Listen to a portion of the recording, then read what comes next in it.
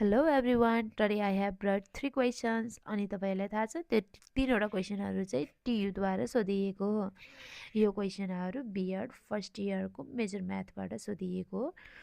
अनि त्यसपछि हामीले यसरी ट्रुथ टेबल बनाएर प्रुफ गर्न पनि क्वेशनहरु धेरै नै सोधिरहेको हुन्छ।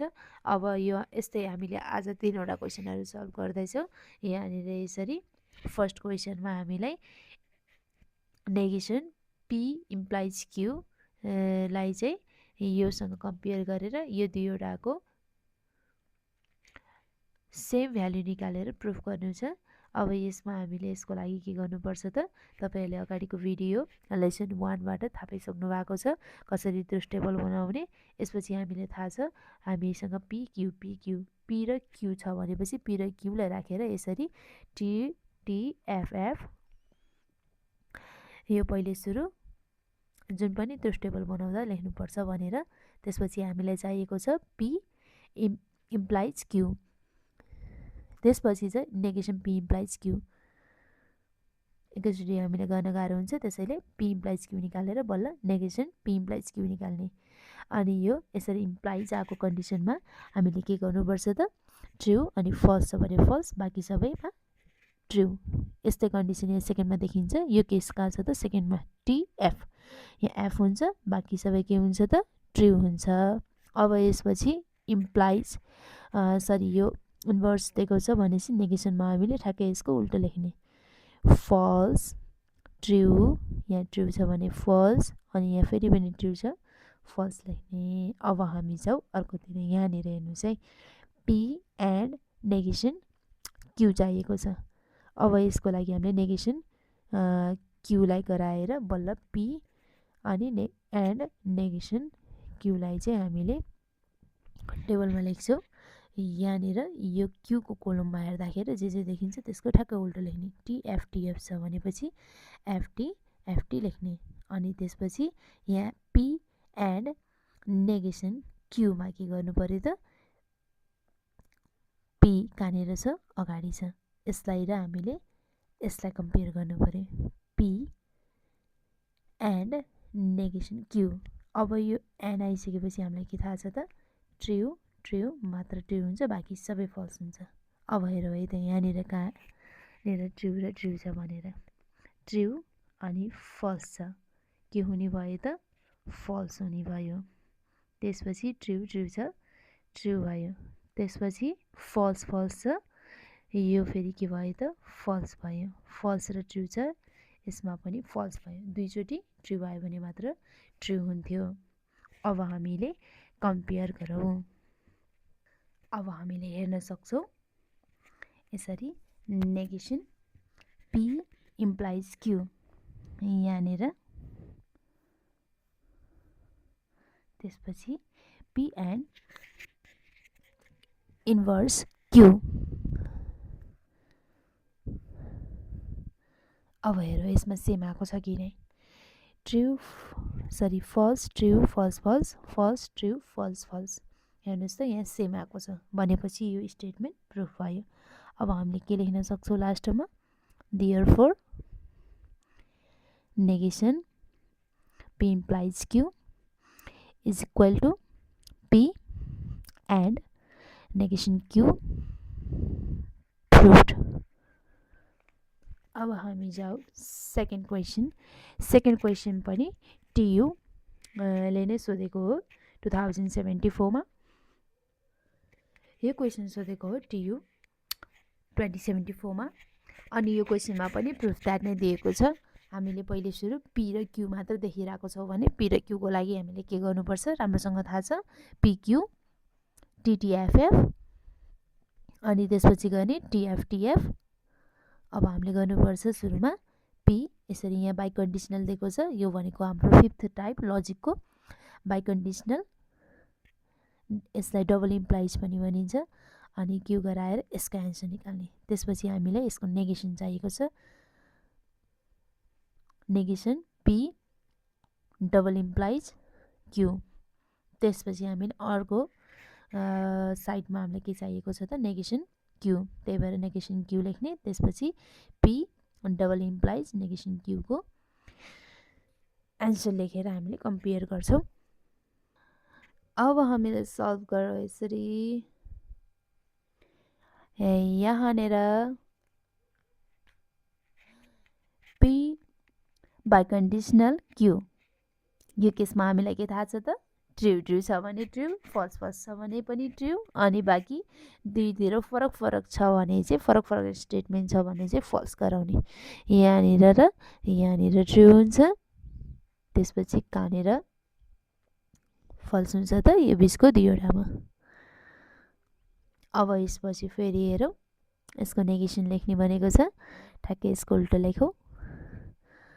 अब यसपछि हामीलाई इम्प्लाइज पीमा इम्प्लाइज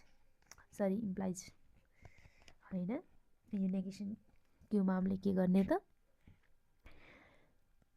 यो क्यूको कोलममा हेरेर ठ्याक्कै यसमा भएको उल्टो लेख्ने, फल्स ट्रु। अब यसपछि हामीले के गर्छौँ, पी र नेगेसन क्यूलाई हेर्छौँ, अनि यहाँनिर बाई कन्डिसनलको केस हामीले कसरी सल्भ गर्छौँ त, ट्रु ट्रु छ भने ट्रु, फल्स फल्स छ भने पनि ट्रु, अरू सबैमा फल्स। हेरौँ है त, यहाँनिर अनि यहाँनिर ट्रु ट्रु आयो, आएन, फल्स फल्स पनि आएन भनेपछि यो के हो त, फल्स स्टेटमेन्ट। ट्रु ट्रु भनेपछि ट्रु, फल्स फल्स भनेपछि ट्रु, त्यसपछि फल्स अनि ट्रु छ भनेपछि यो चाहिँ फल्स भयो। अब मैले तपाईँहरूलाई फेरि अघिनाको जसरी देख्छु, अब आयो कम्पेयर गर्ने टाइम। यहाँनिर हेर्न सक्नुहुन्छ, अनि त्यसपछि यहाँनिर हेर्न सक्नुहुन्छ, यसमा सेम एन्सर आएको छ, false false, true true, true true, false false. यसको मतलब यो स्टेटमेन्ट पनि प्रुफ भयो। के गर्ने त, therefore inverse P double implies Q is equal to P double implies inverse Q, proved. अब जाउँ हामी थर्ड क्वेसन। यो क्वेसन टियुले 2073 मा सोधेको थियो, अनि यसमा हामीलाई चाहिँ थोरै फरक दिएको छ। यहाँ पी क्यू र आर छ भनेपछि हामीले पी क्यू आर राख्दाखेरि चाहिँ हामीले पी र क्यू मात्र थियो भने चाहिँ दुईचोटि ट्रु दुईचोटि कोलममा चाहिँ ट्रु फल्स राख्थ्यौँ हामीले। अब यहाँनिर तीनवटा दिएको छ भनेपछि पी क्यू आर राखेर हामीले अझै धेरै कन्डिसन बनाउनुपर्छ। यो यसमा धेरैवटा केस बनाउँदा के गर्ने त, हामीले चारचोटि ट्रु लेख्ने, चारचोटि फल्स लेख्ने, यसलाई पनि नोट डाउन गरेर राख्नु होला। अनि यहाँनिर चाहिँ दुईचोटि ट्रु दुईचोटि फल्स, दुईचोटि ट्रु दुईचोटि फल्स, अनि त्यसपछि true false true false true false true false.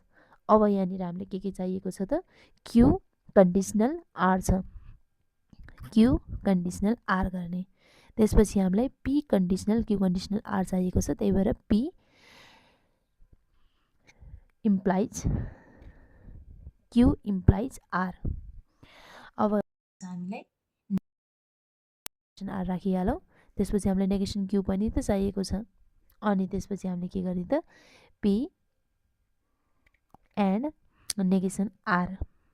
अब हामीले लास्टमा के गर्नुपर्छ, P and negation R implies negation Q, यसलाई हामीले कम्पेयर गर्दैछौँ केसँग त, पी इम्प्लाइज क्यू इम्प्लाइज आरसँग। अब यसमा म टेबल बनाउँदैछु।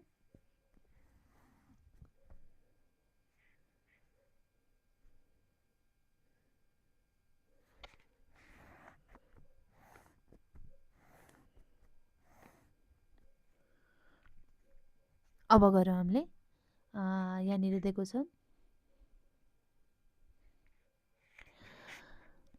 क्यू कन्डिसनल आर भनेपछि सुरुमा हामीले क्यूलाई हेर्ने, त्यसपछि आरलाई हेर्ने।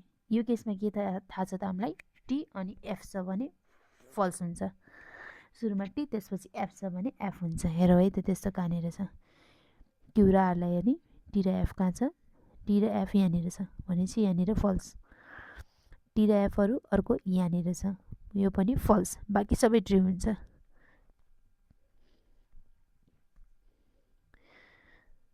अब यसपछि जाउँ हामी P implies Q implies आरमा।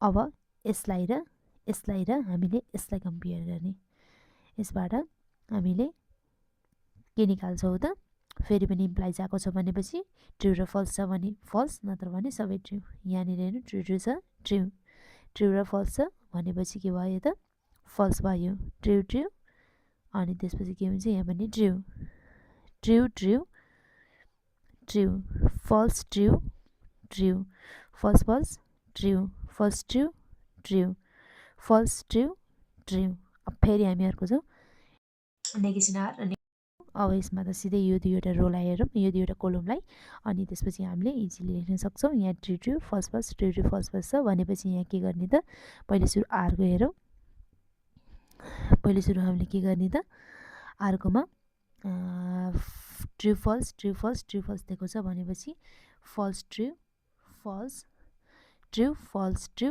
Falls true गरिहाल्ने त्यसपछि क्यूलाई हेरौँ टिटिएफएफ टिटिएफएफ एफएफटिटिएफएफटिटी अब हामी जाउँ अर्कोमा P and negation R P यहाँनिर छ नेगेसन आर कहाँ छ यहाँनिर छ अब यसलाई अनि यसलाई कम्पेयर गरौँ हामीलाई एन्ड भएपछि के थाहा छ त ट्रु ट्रु मात्र ट्रु हुन्छ अरू सबै फल्स हुन्छ हेर भाइ त यहाँनिर ट्रु छ फल्स छ भनेपछि यो पनि फल्स ट्रु हामीले यसलाई हेरेर छौँ त्यसपछि true true true true false false true true true F F यो पनि F F T F F F F F T F अब हामी जाउँ लास्ट वान अब यसलाई र यसलाई हेरौँ सुरुमा यसलाई अनि यसलाई P and negation R implies negation क्यूलाई हेर्दाखेरि यो कन्डिसनमा हामीलाई के थाहा छ त अब यताबाट हेर्ने है फर्स्टमा यताबाट हेरेर यतातिर हेर्दाखेरि यतातिर ट्रु यतातिर फल्स छ भने यतातिर के हुन्छ त फल्स हुन्छ ल हेरौँ यहाँनिर एफ छ के भयो त ट्रु भयो यहाँ ट्रु छ फल्स छ फल्स भयो false true true true true true false false पनि ट्रु भयो त्यसपछि फल्स फल्स फेरि पनि ट्रु भयो फेरि त्यसपछि फल्स ट्रु छ फेरि पनि ट्रु भयो फल्स ट्रु छ फेरि पनि ट्रु भयो अब हामीले कम्पेयर गरौँ अनि प्रुफ भयो कि नै थाहा हुन्छ हामीले हेर्ने भनेको यहाँनिर त्यसपछि यहाँनिर म यसलाई चाहिँ स्याडेड गरेर देखाउँछु अनि तपाईहरुलाई पनि हेर्न सजिलो हुन्छ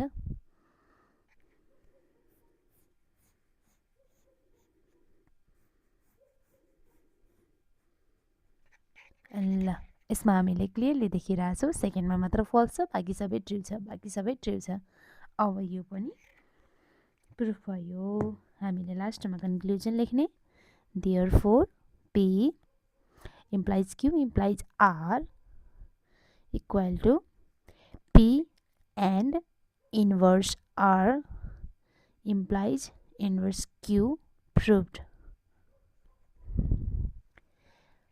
I hope तपाईहरुले बुझ्नुभयो होला. Thank you. Bye bye.